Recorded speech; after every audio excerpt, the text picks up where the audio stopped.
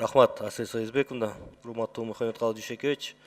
Негизи Шамил Үметович, Марат Тургунбаевич кадровый экени көрүнүп турат. Ишенич бар.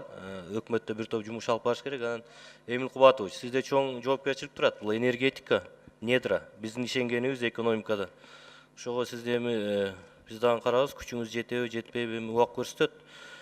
Эмил Кубатович, сиз Мухаммедкалый Дүйшөкевич, сизге да мына Баткен облусунда цемент завод боюнча коомчулукта бир топ жаман сөздөр жүрүп атат да.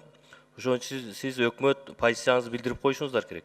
Не себептен бир региондон бир регионго которуп алсаңар, мындай мурда өкмөттүн чечимдерини, мурда президенттердин чечимин көтөрсөңүздөр, ошол жерде так айтылган. Баткен облусунда түзүлгөндө же ар бир облуска бир чоң ишкана куруу боюнчачы. Бул боюнча өз позицияңызды билдириңиздер. Анан Баткен облусунда бир топ мына месторождениялар бар 6 жылга, эң крупный. Азыркыга чейин неге иштебей атат? Алюминиевый месторождение бар. Андан сырткары мына эртең менен эле мага Мухаммедкалый Дүйшөкевич бел алма боюнча көмүр кени боюнча келишти аксакалдар. Катыны мен дагы жолдойм.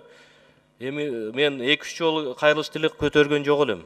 Бүгүн аксакалдар өзү келиптир. Мына сиздин назначениеңиз болуп аткан үчүн ал жерде бир дагы соц өздөрүнүн баягы обещанияларын аткарбай атыптыр да, жергиликтүү элге.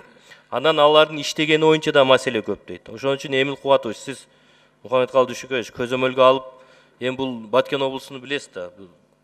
Негизинен ошол месторождениялар болбосо, андан башка эч нерсе жок ал жакта.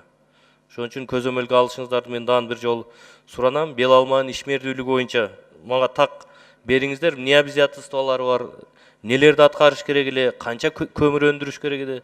80 миллион тонна ошо запас менен бердик, бир ток иш жүргөн жок да. Ошон үчүн Эмил Кубатович, бел алма 6 жылга боюнча. Ийгилик. Рахмат.